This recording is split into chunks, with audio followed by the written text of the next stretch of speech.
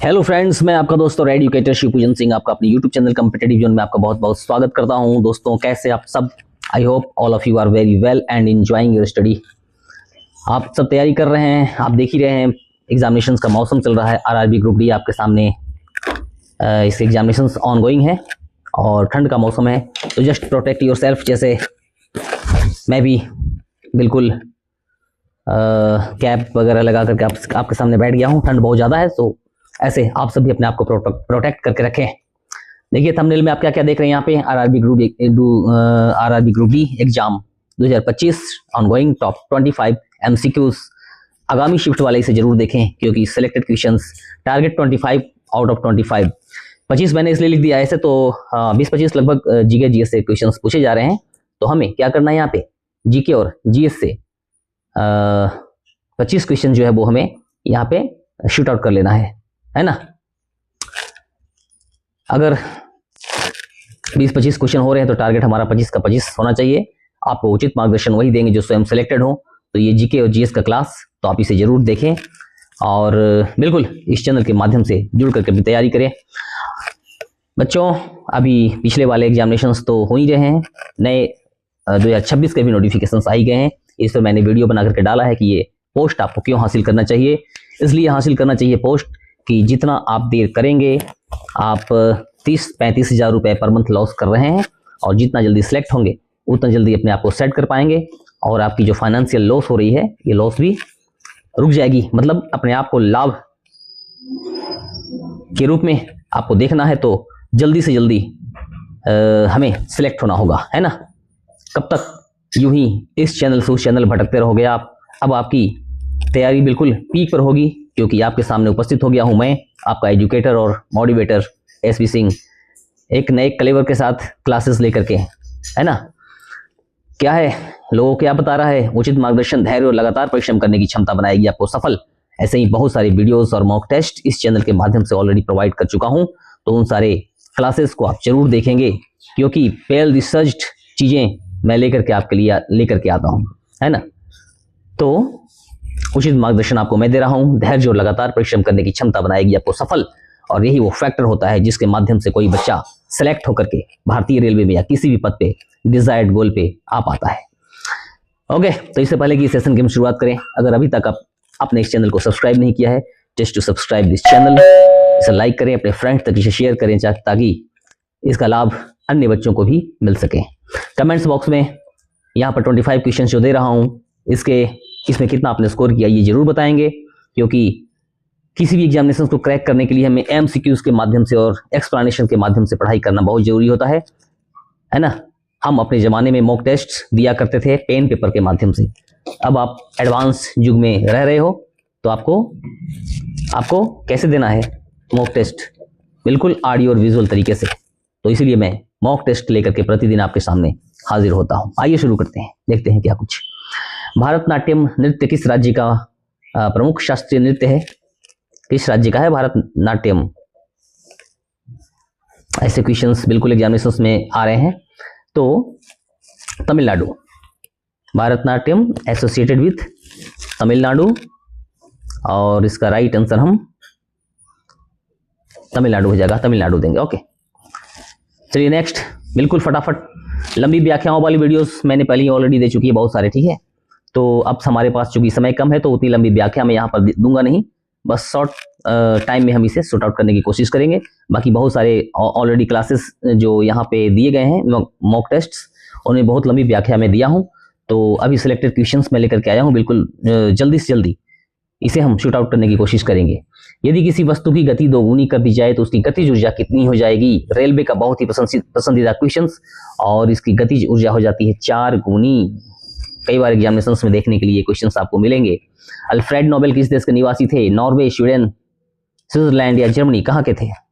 Okay, कई बार examinations में Nobel prize से क्वेश्चंस, और नोबेल प्राइज पर एक वीडियो मैं ऑलरेडी बना करके अपलोड कर दिया हूँ, तो नोबेल प्राइज वाली वीडियो आप जरूर देखेंगे। इससे बहुत सारे फैक्ट्स पूछे जाते हैं। तो जो ये थे अल्फ्रेड नोबेल, ये स्वीडन के निवासी थे, है ना। ओके, रावी नदी किस परियोजना से संबंधित है? ओके, तो रावी नदी की बात की जा रही है यहाँ पे। रवि, आप यहाँ देख रहे हैं रावी है ये। ओके, रावी नदी किस परियोजना से संबंधित है? तो रावी नदी जो है वो रणजीत सागर है ना। रावी नदी पर कौन सा है? रणजीत सागर परियोजना है। ओके, तो ये ऑप्शंस पे यहाँ पे देख रहे हैं, ये जितने भी ऑप्शंस यहाँ पे दिए गए हैं ये रावी नदी पे नहीं है, बल्कि रावी नदी पे है। कौन सी परियोजना है ये? रणजीत सागर डैम। ओके, है ना, तो आप इसे ऐसे याद रखेंगे। ओके, निम्नलिखित में से कौन सिंधु बेसिन तंत्र की एक प्रमुख नदी है? गोदावरी तो होगी नहीं क्योंकि ये दक्षिण भारत की नदी है, यमुना भी नहीं, कावेरी भी नहीं, रावी। ओके, रावी जो है सिंधु बेसिन तंत्र की एक प्रमुख नदी है। ओके, भारत की सबसे बड़ी नदी घाटी परियोजना कौन सी है? Which is the largest river, sorry, Bharat की सबसे बड़ी नदी घाटी कौन सी है? लार्जेस्ट रिवर बेसिन की बात की जा रही है यहाँ पे, तो निश्चित तौर पे गंगा घाटी है ना, भारत की सबसे लंबी, सबसे बड़ी घाटियों में से। हाँ, अलासांडो हो नृत्य किस जनजाति का है? अलासांडो हो dance belongs to which tribe? तो ये है हो जनजाति की, और हो जनजाति कहाँ पाई जाती है? वर्तमान झारखंड में, है ना। सबसे अधिक ऊर्जा किस पोषक तत्व से मिलती है? विच न्यूट्रिएंट्स प्रोवाइड्स मैक्सिमम एनर्जी? और कार्बोहाइड्रेट से जो है वो सबसे अधिक ऊर्जा हमें प्राप्त होती है। ओके, वैदिक शिक्षा का प्रमुख माध्यम क्या था? संस्कृत लेखन, संस्कृत स्क्रिप्ट के माध्यम से जो है वो वैदिक शिक्षा उस जमाने में लोग प्राप्त किया करते थे। So right answer is 1। Carbon dioxide gas किस प्रकार की गैस है?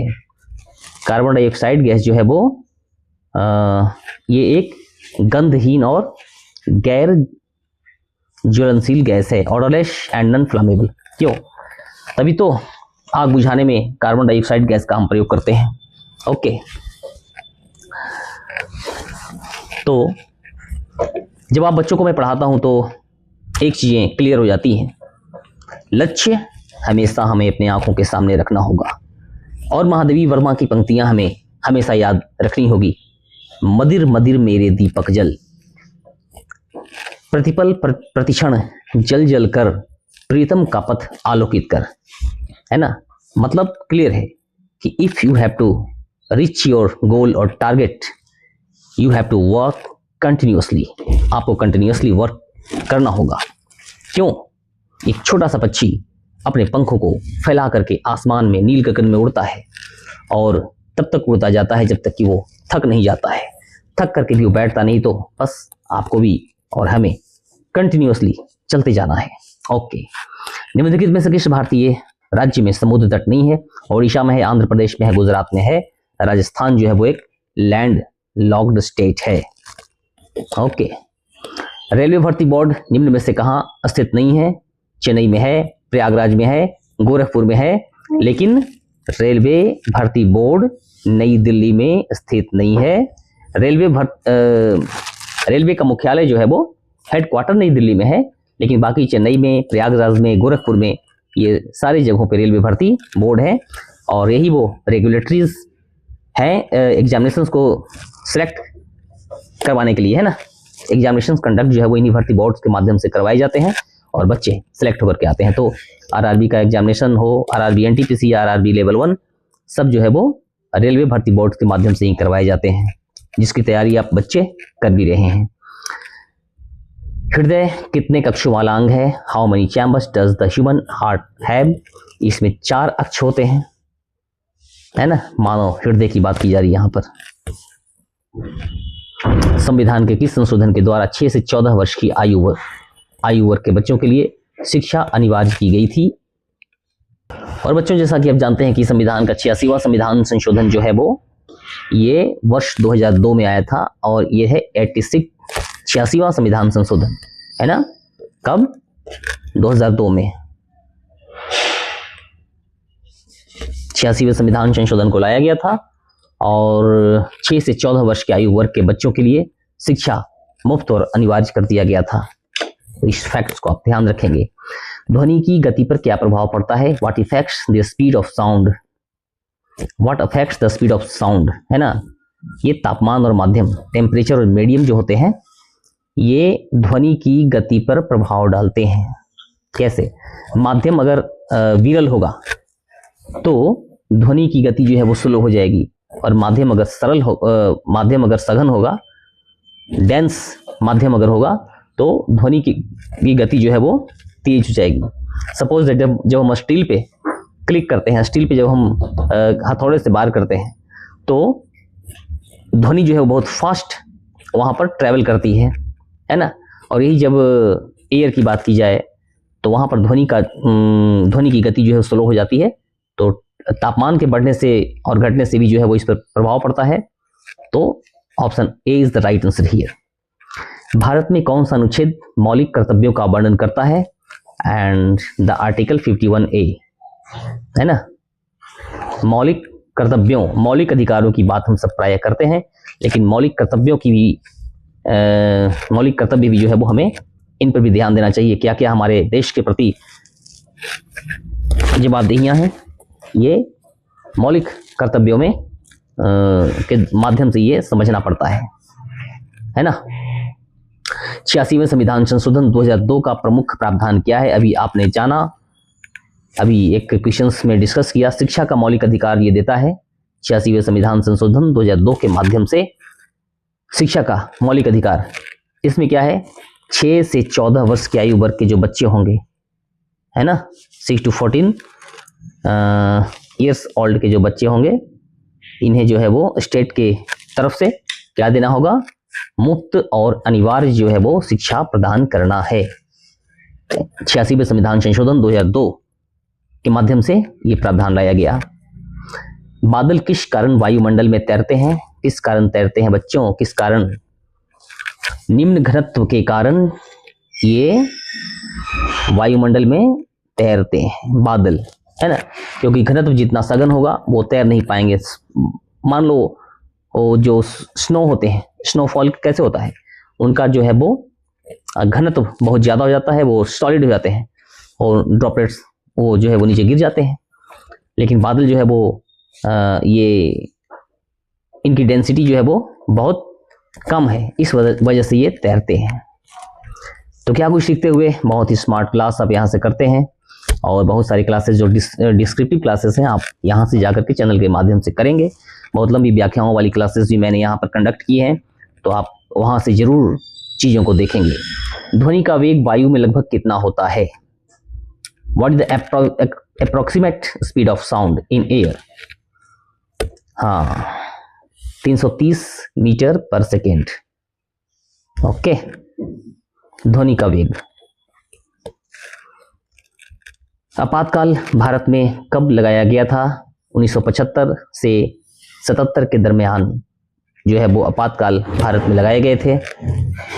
ओके, माइटोकॉन्ड्रिया का मुख्य कार्य क्या होता है? What is the main function of mitochondria? प्रकाश संश्लेषण, प्रोटीन संश्लेषण, कोशिकीय श्वसन, cellular respiration. Okay, right answer is C, है ना। निम्नलिखित में से किसके शासनकाल में 1 रुपए का सिक्का ढाला गया था? और ये शेर शाह सूरी के शासनकाल में बहुत सारी व्यवस्थाएं इन्होंने भारत में करी थी। क्या क्या? शेर शाह सूरी डाक व्यवस्था को सुधार किया इन्होंने, रोड की जो व्यवस्थाएं थी उसमें सुधार, बहुत सारे सुधारात्मक कार्यक्रम शेर शाह सूरी के द्वारा किए गए थे, है ना। ओके,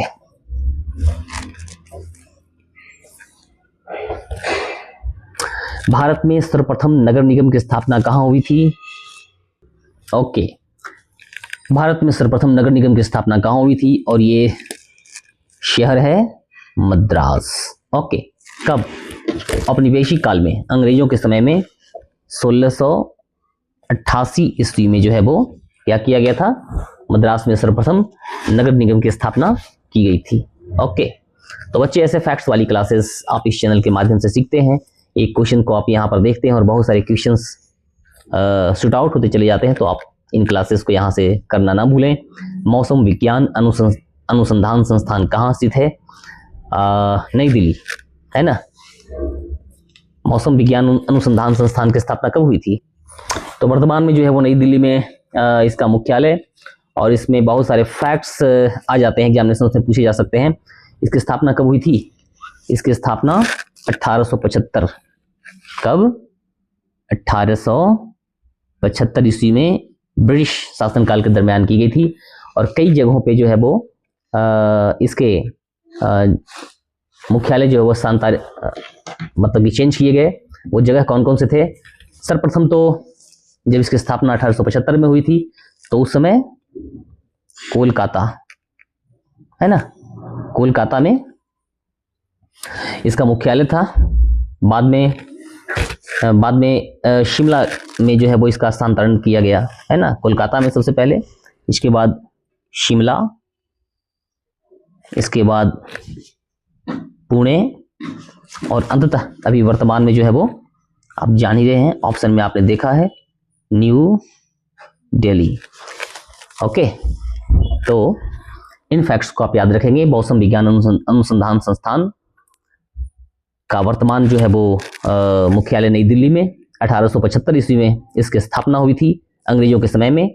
और जब इसकी स्थापना हुई थी तो उस समय इसके मुख्यालय कोलकाता में थे, इसका मुख्यालय कोलकाता में था। बाद में जो है वो शिमला में इसका स्थानांतरण हुआ, तदुपरांत पुणे में जो है वो इसको स्थानांतरित कर दिया गया, और बाद में फिर से न्यू दिल्ली में ये जो है वो इसे अभी वर्तमान में इसे न्यू दिल्ली में लाया गया, है ना। तो 4 फैक्ट्स आपने यहां से देख लिए। ओके,